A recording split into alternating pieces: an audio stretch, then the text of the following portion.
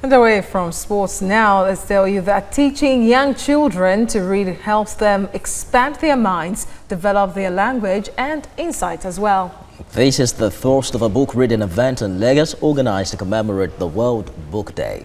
Abiola Sholanke was there.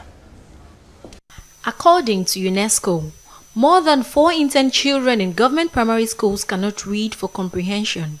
It is observed that most students only read when it is time for tests and examinations. This program is organized to commemorate the World Book Day, and here it is said that children should be taught how to read right from their homes. People joke that if you want to hide a piece of information in any piece of book or magazine, just give it to a Nigerian because they don't read. So we would like, it's our way of turning that around, improving the reading culture.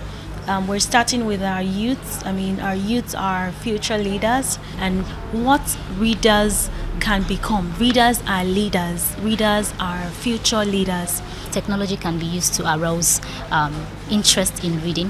For example, there are so many online platforms that teenagers can get access to. One of it is the Colibri and some other online books that are now patronable today that teenagers can access to be able to read books and all of that. In the digital age, efforts aimed at reversing a lack of interest in books cannot be by traditional methods alone, but the government must make efforts to revitalize reading culture. People say Nigerians don't read. I'd like to see it differently. I think that on the larger scale, the issue is access to books. So I think that the most important thing, I say the 3 Ps, we have to make pages of books available. We have to make places available that children can go to read. And we also need people that are dedicated to teaching children to read. The students are excited at the prospect of reading books. My book is just like a word, my word. Like I learn things which I don't know. I love reading because I want to change the world through that way, through reading. So that's why I have the passion for reading. So before I sleep every night, I read, if not a book, at least I read some pages of a book before I sleep. Mostly about inspirational books and people that have been successful before. So I read up on their history and start to better myself.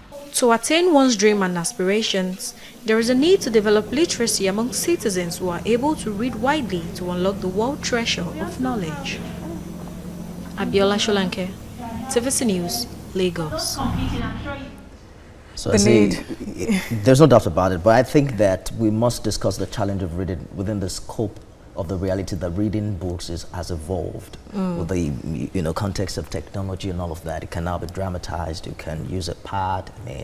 And we are reading every day. Yeah, but then you can never substitute. It's just a question of substitute what are you reading. the book. You can never substitute the book. And one of the speakers said something quite auspicious, that Yes. the 3 Ps can be adopted, providing pages of books to read, the place to read them, and then people that are ready to help the future generation of the country. With the way technology is to going, read. books might just be in extinction. Well.